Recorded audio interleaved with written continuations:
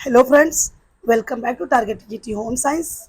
ठीक है, आइए हम आज जो है बहुत ही इंपॉर्टेंट प्रश्नों को हल करेंगे जो कि हैं हेल्थ साइंस के या स्वास्थ्य विज्ञान के कह सकते हैं। ठीक है, देखिए इसमें क्लास हमारी नहीं हो पा रही है, कुछ प्रॉब्लम है, लेकिन अब हम डेली आपको रिकॉर्डेड क्लास एक ज़रूर प्रोवाइड कराएंगे। देख रहे हैं आवाज़ का तो कुछ समझ ही रहे हैं आप लोग, ये तो समस्या ही है। उसके अलावा देखिए बहुत सारी चीज़ें हैं, कमेंट्स इतने आते हैं, लाइव क्लास में भी इतने कमेंट रहते हैं। तो आप ये सोचिए, सबसे पहले थोड़ी देर हम समझा देते हैं, फिर अपनी क्लास स्टार्ट करेंगे। क्या आप ये सोच रहे हैं कि परीक्षा नहीं होगी, क्या करेंगे मैम, कैसे होगा, यो परीक्षा नहीं करा रहा? लेकिन आप सिर्फ एक लाइन में ये बात समझ लीजिए। बहुत ज़्यादा देखिए उसी दिन, इसलिए हम मोटिवेशनल वीडियो ऐसे नहीं बनाते, लेकिन उस दिन हमने बनाई एक लाइव आकर के आप लोगों से बातचीत की कि देखिए समस्या कहाँ पर आएगी। आप जो है क्यों घबरा रहे हैं? आप सोचिए कि 2016 का जो फॉर्म पड़ा था उसकी भी परीक्षा आपकी जो है 19 में हुई है।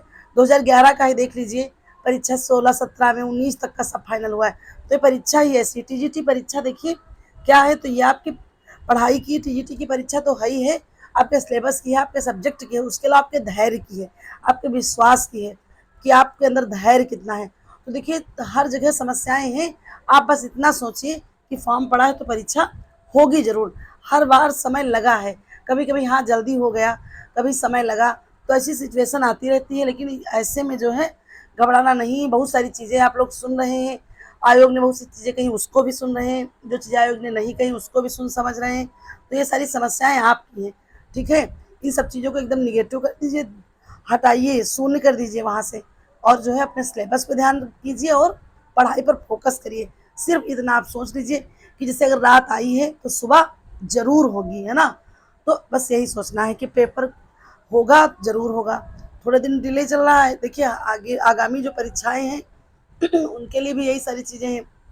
जो पूर्व में हो गई आप उस पर ध्यान कीजिए कि किस किस सन में परीक्षाएं हुई हैं और कब कब कितना लंबा लंबा समय लगा है ना। ये सारी समस्याएं हैं, तो इनसे घबराना नहीं है। तो आइए हम देखते हैं, क्वेश्चन करते हैं। ठीक है, बहुत ही इंपॉर्टेंट टॉपिक थोड़ा यहाँ से है, आप लोग फोकस करिएगा क्लास पे। ठीक है, जल प्रदूषण सबसे पहले हम जान लेते हैं क्या है। आपका वाटर पोल्यूशन है, ये जो है स्वास्थ्य विज्ञान से हमारा क्वेश्चन है, बहुत ही इंपॉर्टेंट है। यहाँ से देखते हैं क्या है क्वेश्चन। निम्नलिखित में से कौन सा जल प्रदूषण का जैविक संकेत है? देखिए प्रश्न बिल्कुल सीधा सीधा सा रहता है, लेकिन फिर भी कभी कभी कुछ ऐसे प्रश्न हो जाते हैं कि जो कि कंफ्यूज कर देते हैं। तो कुछ टॉपिक हमने वहीं से उठाए हैं जो कि बिल्कुल थोड़ा सा अलग हैं। अलग का मतलब ये नहीं कि आप सोचें कि अब मैम अलग पढ़ाने लगी, सिलेबस वही है, टॉपिक वही है। सिर्फ जैसे कभी कभी होता है कि प्रश्नोत्तरी कर रहे हैं, प्रश्नोत्तरी कर रहे हैं, हल कर रहे हैं, लेकिन कॉन्सेप्ट क्लियर नहीं है। अगर आपने थ्योरी उसकी नहीं पढ़ी तो उसी जो है टॉपिक से प्रश्न कहीं से बन सकता है। तो इसलिए सारी चीज़ें समझते हुए चलेंगे। और वैसे तो आप जानते ही हैं ना कि इस जो है कठोरता दो प्रकार की होती है, स्थायी और अस्थायी, ये आप जानते ही हैं। ठीक है, जो स्थायी कठोरता होती है जल में कैल्शियम, मैग्नीशियम की क्लोराइड तथा सल्फेट, और जो अस्थायी होती है उसमें जल में कैल्शियम जो है और मैग्नीशियम के बाइकार्बोनेट, ये सारी चीज़ें मिली हुई होती हैं। ठीक है, कठोरता दूर करने के लिए हम क्या करते हैं, ये सारी चीज़ें आपने सरल शब्दों में इनको भी पढ़ा समझा होगा। आइए यहाँ पर देखते हैं क्वेश्चन क्या कह रहा है कि निम्नलिखित में से जल प्रदूषण का जैविक संकेत है। तो जैविक संकेत क्या है जल प्रदूषण में, हम समझते हैं। ऑप्शन ए है हमारा तापमान में वृद्धि, फिर है हमारा पीएच मान में परिवर्तन, फिर है क्लोरोफॉर्म बैक्टीरिया की उपस्थिति, फिर है घुलित ऑक्सीजन का स्तर। ठीक है, तो यहाँ पर देखिए हमारा करेक्ट आंसर क्या हो जाएगा, तो वो हो जाएगा हमारा correct answer option C, chloroform bacteria की उपस्थिति। देखिए जो क्लोरोफॉर्म और बैक्टीरिया की उपस्थिति होगी वही हमारा जल प्रदूषण का जैविक संकेत है। ठीक है, क्लोरोफॉर्म सॉरी कॉलिफॉर्म बोल रहे थे हम, कोलिफॉर्म बैक्टीरिया की जो है उपस्थिति। ठीक है, और तापमान में वृद्धि, पीएच मान में परिवर्तन, बैक्टीरिया की उपस्थिति, ये सारे आपके जैविक संकेत नहीं है। कोलिफॉर्म बैक्टीरिया की जो है उपस्थिति ये आपका जैविक संकेत है। आइए अगला प्रश्न देखते हैं। मिनी माता रोग किस प्रकार के जल प्रदूषण से संबंधित है? ठीक है, तो देख लेते हैं। आर्सेनिक प्रदूषण, फिर है मरकरी या पारा प्रदूषण आप कह सकते हैं, फिर है लेड, सीसा प्रदूषण, फिर है नाइट्रेट प्रदूषण। तो यहाँ पर हमारा करेक्ट आंसर क्या हो जाएगा? करेक्ट आंसर हो जाएगा ऑप्शन बी मरकरी। ठीक है, या पारा प्रदूषण कह सकते हैं, ये जो है जल प्रदूषण से संबंधित है। ठीक है। इसका क्या करते हैं, चेक करने के लिए बड़े बड़े स्तरों पर समुद्रों में और नदियों में इसको चेक कर लेते हैं। तो इससे क्या होता है, ये सारी चीज़ें जल में मिल जाती हैं और ये जल प्रदूषित हो जाता है और इससे मनुष्यों को तो मतलब मनुष्यों को तो हानि पहुँच ही रही, लेकिन जल में जैसे जो नदियों में, तालाबों में, समुद्रों में जो जानवर हैं, है ना, उनको भी जो है नुकसान हो रहा है। वो पानी वही पी रही। फिर मान लीजिए जैसे समुद्री मछलियाँ हैं, उनको अगर व्यक्ति ला रहा और खा रहा है तो उनके अंदर वो चीज़ पाई गई, तो उनसे जो है मनुष्यों के अंदर भी ये चीज़ें जो है ये बीमारियाँ आई। ठीक है, ये आपको समझना। अगला प्रश्न है हमारा, भूजल में फ्लोराइड की अधिकता से कौन सा रोग होता है? भूजल में फ्लोराइड की अधिकता से कौन सा रोग होता है? ऑप्शन ए है मिनीमाता रोग, बी है ब्लू बेबी सिंड्रोम, सी है फ्लोरोसिस, डी है आर्सेनिक्स। ठीक है, आर्सनिकोसिस। फिर हमारा यहाँ पर उत्तर क्या हो जाएगा? ऑप्शन सी हमारा करेक्ट आंसर हो जाएगा, फ्लोरोसिस। ठीक है, भूजल में फ्लोराइड की अधिकता से क्या होता है? तो आपको फ्लोरोसिस की समस्या देखने को मिलती है। अगला प्रश्न देखते हैं, जल में बीओडी यानी कि बायोकेमिकल ऑक्सीजन डिमांड, अब इसका फुल फॉर्म भी याद रखेंगे। बीओडी का बायोकेमिकल ऑक्सीजन डिमांड का उच्च स्तर क्या दर्शाता है? तो क्या दर्शाता है देख लेते हैं। ऑप्शन है जल पानी की शुद्धता, उच्च शुद्धता, जैविक प्रदूषकों की उच्च स्तर, कीटनाशकों की अधिकता, डी है भारी वस्तुओं या धातुओं का जो है उच्च स्तर। तो यहाँ पर हमारा करेक्ट आंसर क्या हो जाएगा? तो हो जाएगा ऑप्शन बी, जैविक प्रदूषकों का उच्च स्तर। ठीक है, जो जैविक प्रदूषक हैं, जो कि आपने अभी प्रश्न नंबर 1 में पढ़ा कि जल प्रदूषण का जैविक संकेत, तो ये जो जैविक संकेत है यही बायो केमिकल ऑक्सीजन डिमांड का उच्च स्तर दर्शाता है। आइए अगला प्रश्न देखते हैं। अगला प्रश्न क्या कह रहा है?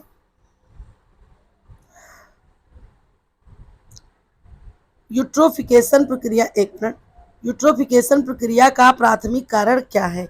यूट्रोफिकेशन प्रक्रिया का प्राथमिक कारण क्या है? आप प्रश्न कभी भी अगर नहीं आ रहा है, कुछ समझ लग रहा है कि कुछ थोड़ा सा अलग है, तो उसको 1 से 2 बार पढ़ेंगे और समझेंगे थोड़ा सा। ठीक है, ऑप्शन देखते हैं, भारी धातु प्रदूषण, पारा संदूषण, फास्फेट और नाइट्रेट का अत्यधिक प्रवाह, फिर है तेल रिसाव। तो यहाँ पर देखिए हमारा करेक्ट आंसर क्या हो जाएगा? ऑप्शन सी हो जाएगा, फास्फेट और नाइट्रेट का अत्यधिक प्रवाह। अगला प्रश्न है, जल में आर्सेनिक संदूषण से कौन सा स्वास्थ्य प्रभाव नहीं होता? यानी कि जो आर्सेनिक संदूषण है उससे कौन सा स्वास्थ्य प्रभाव नहीं होता और कौन सी चीज़ें होती हैं? हमने हमेशा बताया है जो नहीं वाला प्रश्न है तो नहीं एलिमिनेट कर देंगे आप, तो जितनी चीज़ें हो रही हैं उसमें से जो बचेगा वही आपका आंसर हो जाएगा। इसलिए कन्फ्यूज नहीं होंगे कभी भी, कोई किसी भी जो है टॉपिक में हो, है ना, चाहे वो आपका ब्रांच कोई भी हो, उसमें आप यही प्रक्रिया अपनाएंगे। तो ये है त्वचा कैंसर, बी है हाइपर केराटोसिस, फिर है ऑस्टियोपोरोसिस, फिर है गैंग्रीन। तो यहाँ पर देखिए हमारा करेक्ट आंसर क्या हो जाएगा? तो वो हो जाएगा हमारा आंसर ऑप्शन सी, ऑस्टियोपोरोसिस। बाकी आप देख ही रहे हैं इन सब चीज़ों से जो है त्वचा कैंसर, हाइपरकोटिस, ये सारी चीज़ें देखने को मिलती हैं। जबकि जो है ऑस्टियोपोरोसिस क्या है? तो ये आपका जो है विटामिन डी की कमी से होने वाला रोग है, हड्डियों से संबंधित रोग है ऑस्टियोपोरोसिस, है ना, हड्डियों में छेद हो जाता है, कट कट के आ जाती है। ठीक है, ये सारी चीज़ें होती है, वृद्धों में होता है। आप ये भी याद रखिएगा कि ऑस्टियोपोरोसिस अधिकतर वृद्धों में होता है कि हड्डियाँ कमजोर होती हैं, चटकने लगती हैं। ठीक है, डिकैल्सिफिकेशन और कैल्सिफिकेशन भी आप समझ रहे होंगे कि कैल्सिफिकेशन का मतलब होता है हड्डियों पर कैल्शियम का जमना या जुड़ाव।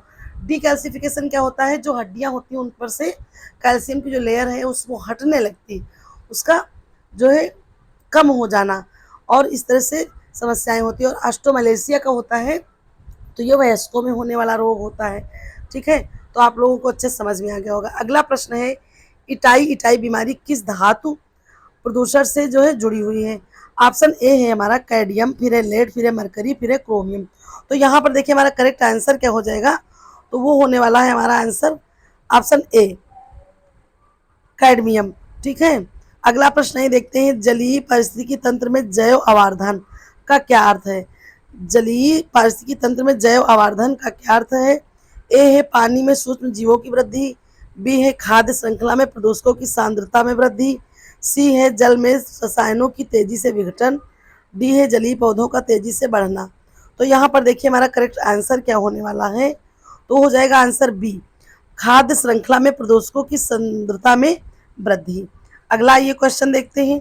अगला क्वेश्चन है, पीने के पानी में नाइट्रेट की अधिकता से विशेष रूप से किस आयु वर्ग को खतरा होता है? ऑप्शन है वृद्ध, शिशु, किशोर, गर्भवती महिलाएं। तो यहाँ पर हमारा करेक्ट आंसर हो जाएगा ऑप्शन बी, शिशु। ठीक है, शिशुओं को अधिकतर ये समस्याएं आपको देखने को मिलती हैं।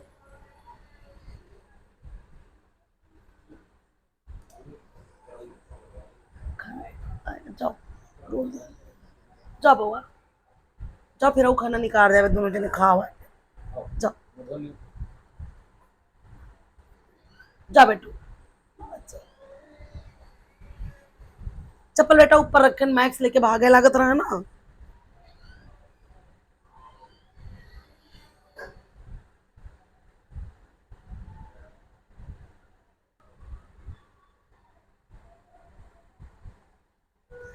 तो देखिए आइए आगे देखते हैं हम।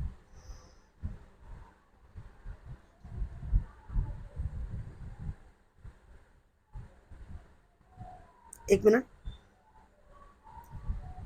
अगला प्रश्न है हमारा, एक मिनट थोड़ा सा, अगला प्रश्न है हमारा, पानी में जैव अवक्रमणीय प्रदूषकों के लिए जो है निम्न में से कौन सी विधि सबसे प्रभावी है? ए है क्लोरीनीकरण, बी है जैविक उपचार, ठीक है ना, बायोलॉजिकल ट्रीटमेंट, सी है अल्ट्रावायलेट किरण या विकिरण, फिर है डी ओजोनीकरण। तो यहाँ पे हमारा देखिए करेक्ट आंसर क्या होने वाला है, वो हो जाएगा हमारा ऑप्शन बी, जैविक उपचार, बायोलॉजिकल ट्रीटमेंट। अगला क्वेश्चन है, निम्नलिखित में से कौन सा जल प्रदूषण का प्राथमिक पॉइंट जो है स्रोत नहीं कह सकते? औद्योगिक जो है अपशिष्ट निर्वहन, फिर है सीवेज ट्रीटमेंट प्लांट से बहिस्राव, सी है कृषियप्पा, तो यहाँ पर, और डी है तेल रिसाव। तो यहाँ पे हमारा करेक्ट आंसर क्या हो जाएगा, तो वो हो जाएगा ऑप्शन सी, कृषियप्पा। ठीक है, अगला क्वेश्चन आइए देखते हैं। अगला क्वेश्चन है, पेयजल शुद्धिकरण में फ्लॉकुलेशन प्रक्रिया का क्या उद्देश्य है? ए है सूक्ष्म जीवों को मारना, फिर है छोटे कणों को बड़े समूहों में एकत्र करना, फिर है पानी में से विषाक्त धातुओं को हटाना, डी है पानी के पीएच को समायोजित करना। तो यहाँ पे हमारा करेक्ट आंसर हो जाएगा ऑप्शन बी, छोटे कणों को बड़े समूहों में एकत्रित करना। ठीक है, यही क्या कहलाता है आपका फ्लॉकुलेशन प्रक्रिया का उद्देश्य है। ठीक है, क्या कि छोटे कणों को बड़े समूहों में एकत्रित करना। अगला टॉपिक हम करेंगे संक्रामक रोग से। ठीक है, इनसे देखते हैं, ये भी बहुत सारी चीजें, यहाँ से भी प्रश्न आपको बहुत सारे देखने को मिलते हैं। हम ये नहीं कह रहे कि ये टीजीटी का स्तर, लेकिन कभी कभी देखिए कुछ चीजें ऐसे प्रश्न आ जाते हैं कि जो थोड़ा सा बिल्कुल बेस से थोड़ा सा ऊंचा होता है। तो आप करेंगे कि आपके सिलेबस का तो है ही है भाई, तो इसलिए जो है हर तरह से हमको तैयार रहना है। ठीक है, और कुछ ज़्यादा रटना है नहीं, बस आप एक दो बार क्लास देख लेंगे तो आपको समझ में आ जाएगा। बहुत ज़्यादा क्वेश्चन, इसमें परेशान होने की जरूरत नहीं है। निम्नलिखित में से कौन सा जल जनित रोग प्रोटोजोआ के कारण होता है? जल जनित रोग है ना, जल जनित सबसे पहले जान लीजिए। तो ए है टाइफाइड, बी है हैजा, सी है एमीबियस, फिर है लेप्टोस्पायरोसिस। तो यहाँ पर देखिए हमारा करेक्ट आंसर क्या हो जाएगा, सी। एक मिनट,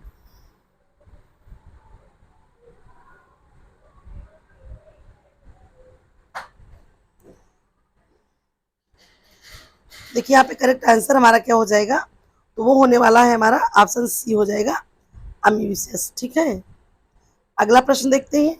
तो अगला क्वेश्चन है हमारा, सुपरबग शब्द, एक मिनट, सुपरबग शब्द का संदर्भ क्या है? तो क्या है देख लेते हैं, अत्यधिक संक्रमण, संक्रामक रोगाणु, फिर बी है एंटीबायोटिक प्रतिरोधी सूक्ष्म जीव, सी है नए खोजे गए विषाणु प्राकृतिक प्रतिरक्षा बढ़ाने वाले सूक्ष्म जीव। तो यहाँ पे हमारा करेक्ट आंसर क्या हो जाएगा, ऑप्शन बी, एंटीबायोटिक प्रतिरोधी सूक्ष्म जीव। ठीक है, सुपर बग शब्द का संदर्भ क्या है, एंटीबायोटिक प्रतिरोधी सूक्ष्म जीव। अगला प्रश्न देखते हैं, संक्रामक रोगों के संदर्भ में नोसोकोमियल संक्रमण क्या है? तो ए है वेक्टर द्वारा फैलने वाले संक्रामक, बी है अस्पताल में अर्जित संक्रमण, सी है जन्मजात संक्रमण, डी है पशुओं से मनुष्यों में फैलने वाले संक्रमण। तो यहाँ पर देखिए हमारा करेक्ट आंसर क्या हो जाएगा, ऑप्शन बी, अस्पताल में अर्जित संक्रमण। याद रखेंगे आप, ठीक है, अस्पताल में अर्जित संक्रमण आपका करेक्ट आंसर होने वाला है। नोसोकोमियल संक्रमण क्या है, ठीक है, याद रखेंगे, नोसोकोमियल संक्रमण क्या है, तो अस्पताल में अर्जित संक्रमण आपका हो जाएगा। अगला प्रश्न देखते हैं, जूनोटिक रोग का क्या अर्थ है? ए है यौन संचरित रोग, पशुओं से जो है मनुष्यों में संचरित रोग, फिर है मौसम परिवर्तन वाले रोग, फिर है अनुवांशिक रोग। तो यहाँ से देखिए हमारा करेक्ट आंसर क्या हो जाएगा, तो वो हो जाएगा ऑप्शन बी, पशुओं से मनुष्यों में संचरित रोग। जूनोटिक रोग क्या है, तो पशुओं से जो देखिए मेरा जो है दोहराने का एक यही है सिर्फ रीजन कि आप थोड़ा सा समझेंगे तो आपको क्लास में ही सारी चीजें क्लियर हो जाएंगी। अगला ये देखते हैं क्वेश्चन। अगला क्या है, निम्नलिखित में से कौन सा वेक्टर जनित रोग नहीं है, तो ए है मलेरिया, बी है डेंगू, फिर है हैजा, फिर है जापानी इंसेफेलाइटिस। तो यहाँ पर देखिए करेक्ट आंसर क्या हो जाएगा, ऑप्शन सी हो जाएगा हैजा। ये आपका वेक्टर जनित रोग नहीं है, बाकी अन्य सारे हैं। अगला प्रश्न देख लेते हैं, प्राथमिक द्वितीय और तृतीय रोग निवारण में कौन सा रोग जो है प्रसार को रोकने से संबंधित है, तो क्या है, ए है प्राथमिक निवारण, बी है द्वितीय निवारण, फिर तृतीय निवारण, फिर चतुर्थ निवारण। तो देखिए यहाँ पर भी हमारा करेक्ट आंसर क्या हो जाएगा, ऑप्शन ए हो जाएगा प्राथमिक निवारण। अगला प्रश्न है, एपिडेमिक और पैंडेमिक में मुख्य अंतर क्या है। ऑप्शन ए रोग की गंभीरता, फिर है बी रोग के प्रसार का भौगोलिक क्षेत्र, सी है संक्रमण का मार्ग, डी है रोगाणु का प्रकार। तो देखिए यहाँ पर हमारा करेक्ट आंसर क्या हो जाएगा, ऑप्शन बी हो जाएगा करेक्ट आंसर, रोग के प्रसार का भौगोलिक क्षेत्र। ठीक है, रोग के प्रसार का भौगोलिक क्षेत्र है ना, इसी को क्या कहते हैं, एपिडेमिक और पैंडेमिक में मुख्य अंतर होता है रोग के प्रसार का जो भौगोलिक क्षेत्र होगा। अगला क्वेश्चन देखते हैं, कौन सा रोग ड्रॉपलेट संक्रमण का उदाहरण नहीं है। देख लेते हैं, इन्फ्लुएंजा है, तपेदिक यानी कि टीबी भी कहते हैं, क्षय रोग भी जिसको कहते हैं। इसी के लिए जो इसके बचाव के लिए क्या लगाया जाता है, तो बीसीजी का टीका भी आपका लगाया जाता है। ठीक है, जन्म के तुरंत बाद या 24 घंटे के अंदर जरूर लगाया जाता है। फिर है मलेरिया, फिर है कोविड-19। तो यहाँ पर हमारा करेक्ट आंसर क्या हो जाएगा, तो हो जाएगा ऑप्शन सी मलेरिया, जो कि एक आप जानते हैं ना कि मच्छर के काटने से होने वाला मादा एनीफ्लीज मच्छर के काटने से होता है। अगला प्रश्न देखते हैं, अगला प्रश्न हमारा क्या है, हार्ड इम्यूनिटी। ठीक है, हार्ड इम्यूनिटी यानी कि सामूहिक प्रतिरक्षा की अवधारणा किस प्रकार पर आधारित है, किस प्रक्रिया पर आधारित है। यानी कि हार्ड इम्यूनिटी यानी कि सामूहिक प्रतिरक्षा की अवधारणा किस प्रक्रिया पर आधारित है, सभी लोगों का टीकाकरण, फिर है पर्याप्त संख्या में लोगों की प्रतिरक्षा जिससे रोग का प्रसार रुक जाए, फिर है प्राकृतिक चयन द्वारा प्रतिरोध क्षमता का विकास, फिर है डी एंटीबायोटिक्स का व्यापक जो है उपयोग। तो यहाँ पर हमारा करेक्ट आंसर क्या हो जाएगा, ऑप्शन बी पर्याप्त संख्या में लोगों की प्रतिरक्षा जिससे रोगों का प्रसार रुक जाए, रोगों का है ना, पर्याप्त संख्या में लोगों की प्रतिरक्षा की जाए जिससे कि रोगों का प्रसार रुक जाए। अगला क्वेश्चन हमारा है, क्या कह रहा है, आर नाउट वैल्यू। ठीक है, क्या दर्शाता है, ऐसे भी आपको लिखा मिलेगा, तो ये क्या दर्शाता है, ऑप्शन ए रोग की घातकता, फिर रोग की संक्रमकता, फिर रोगों की जो है रोग के इलाज की प्रभावशीलता, फिर रोग के प्रति प्रतिरक्षा स्तर। तो देखिए यहाँ पे हमारा करेक्ट आंसर क्या होने वाला है, होने वाला रोग की संक्रामकता। ठीक है, संक्रामकता ये दर्शाता है। अगला प्रश्न है, निम्नलिखित में से किस संक्रामक रोग को विश्व स्वास्थ्य संगठन द्वारा वैश्विक स्तर पर उन्मूलित घोषित किया गया है। ठीक है, ऑप्शन देख लेते हैं, पोलियो, फिर है मलेरिया, फिर है स्मॉल पॉक्स जो है चेचक, फिर है खसरा। तो यहाँ पे देखिए हमारा करेक्ट आंसर क्या हो जाएगा, ऑप्शन सी चेचक, या कह सकते हैं स्मॉल पॉक्स।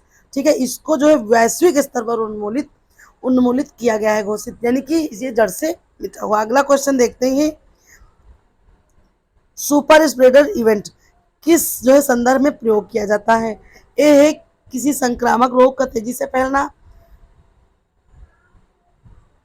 बी है किसी एक व्यक्ति द्वारा असामान्य रूप से जो है अधिक लोगों को संक्रमित करना, फिर है नए प्रकार के सुपर बग का उद्भव, फिर है संक्रामक रोग की दूसरी लहर। तो यहाँ पर भी हमारा करेक्ट आंसर क्या हो जाएगा, ऑप्शन बी किसी एक व्यक्ति द्वारा सामान्य रूप से अधिक लोगों को संक्रमित करना, ये क्या कहलाता है, सुपर स्प्रेडर इवेंट।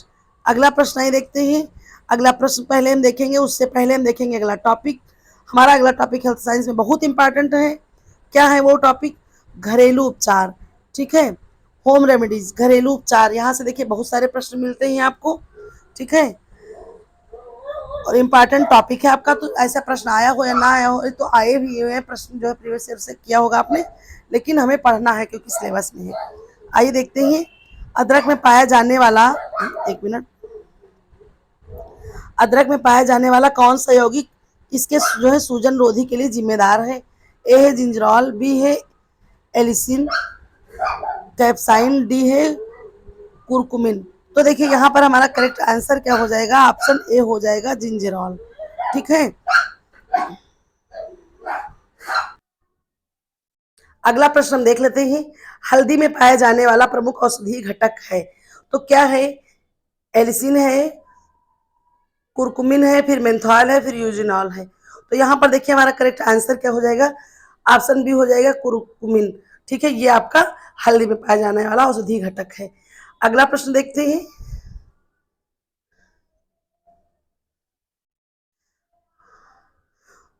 तो अगला प्रश्न हमारा है, प्राकृतिक एंटीसेप्टिक के रूप में किस जो है घरेलू पदार्थ का उपयोग करते हैं? ए है शहद, फिर है दही, फिर है सिरका, फिर है नींबू का रस।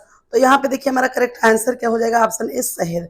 अगला प्रश्न ये देखते हैं, अगला प्रश्न है, सर्दी और खांसी के घरेलू उपचार में अक्सर उपयोग में पाई जाने वाली तुलसी में पाए जाने वाले प्रमुख यौगिक हैं।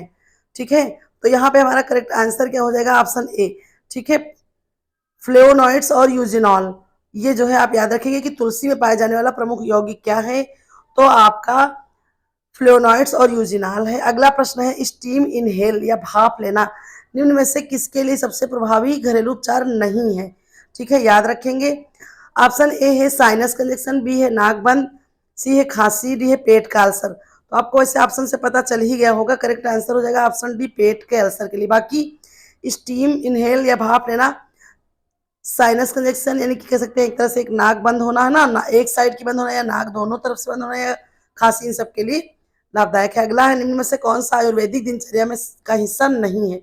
ए है जलनेत्र, बी है कवल ग्रह, सी है अभ्यंग, डी है योगासन। तो यहाँ पर देखिए हमारा करेक्ट आंसर क्या हो जाएगा? ऑप्शन डी हो जाएगा, योगासन। अगला ये प्रश्न देखते हैं, अगला प्रश्न है अर्क। ठीक है, हर्बल इन्फ्यूजन और काढ़ा में जो है मुख्य अंतर क्या है? तो जो अर्क है और काढ़े में मुख्य अंतर क्या है? तो ऑप्शन देख लेते हैं, प्रयुक्त जड़ी बूटियों की मात्रा, तैयारी की जो है तापमान और समय, फिर शक्कर की मात्रा, फिर प्रभावकारिता। तो यहाँ पे हमारा करेक्ट आंसर हो जाएगा ऑप्शन बी, तैयारी का तापमान और समय। अगला है, त्वचा पर जलन या कटने पर निम्न में से किसका जो है प्राथमिक उपचार के रूप में प्रयोग नहीं किया जाता? एलोवेरा जेल, हल्दी पाउडर, नारियल तेल, दही। तो करेक्ट आंसर क्या हो जाएगा हमारा? ऑप्शन सी, नारियल का तेल।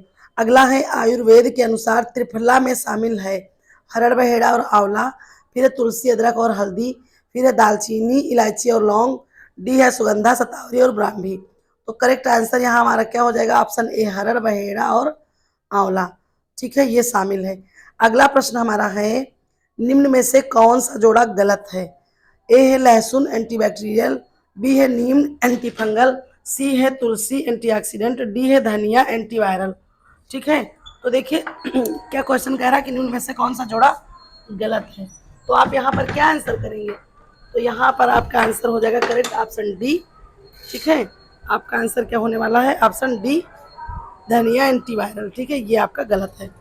फिर है लास्ट क्वेश्चन है आज की सीरीज का, पंचकर्म। थोड़ा सा ध्वनि प्रदूषण बहुत ज़्यादा हो रहा है क्योंकि कल बड़ा मंगल है, तो उसकी तैयारी है ना।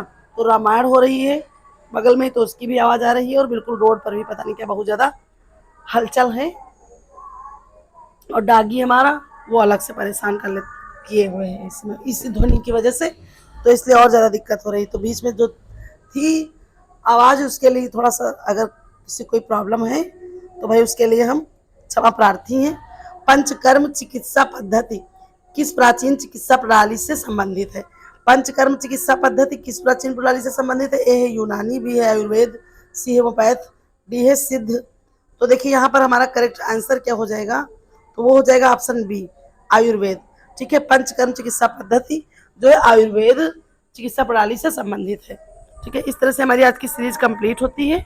ठीक है, फिर मिलते हैं अपने नेक्स्ट वीडियो में, और आप लोग जो है बहुत अच्छे से पढ़ते रहिए, तैयारी करते रहिए, और दिमाग में ये बिल्कुल दिमाग से निकाल दीजिए, ठीक है, कि परीक्षा नहीं होगी, ये बिल्कुल सोचिए ही मत। ये चीज़ें निगेटिविटी लाती हैं आपके अंदर, और इससे क्या होगा, आपकी परीक्षा पर जो आप तैयारी किए हुए हैं उसमें रुक जाएगा। और देखिए हम आपसे बता दें कि लगातार अध्ययन करते रहेंगे, लगातार अध्ययन करते रहेंगे, तो फिर जब कंटिन्यूटी रहेगी तो ज़्यादा सही है। अगर इसमें देखिए इस तरह तरह की जो बातें हो रही है बहकाव, और इसमें नुकसान किसी थर्ड पर्सन का है ही नहीं, नुकसान सिर्फ आपका है। ठीक है, इसलिए इन चीज़ों से दूर रहें, और हर तरह से अगर आपको ईश्वर ने हो सकता है आप यही सोचें कि और थोड़ा सा अच्छा तैयारी करने का मौका मिल गया है। तो जो है कुछ चीज़ें जो आपकी छूट गई हैं, मान लीजिए आपने बेसिक तैयार कर लिया है, बहुत ज़्यादा अच्छे से तैयार कर, तो कुछ चीज़ें जो छूट गई हैं उनको तैयार कर लीजिए। या बहुत बार होता है कि सब कमेंट आते हैं कि प्रैक्टिस करते हैं मैम, तो जो है या पर्सनली कुछ लोग हैं जुड़े हुए तो बात है कि करेंगे तो सारे सरल प्रश्न जो है गलत हो जाते हैं और कठिन प्रश्न सही रहते हैं। तो जो जैसा है, जितनी स्थिति में तैयारी की है उसमें से जो कमियां हैं उनको सुधार लीजिए, है ना। हो सकता है इसीलिए आपको समय मिल गया हो 1.5-2 महीने का, कहीं ना कहीं हो सकता है, क्योंकि जो भी होता है ईश्वर अच्छा ही करता है। और आप जो है बिल्कुल अच्छे से तैयारी करिए, ठीक है। चलिए फिर मिलते हैं नेक्स्ट वीडियो में, तब तक के लिए धन्यवाद।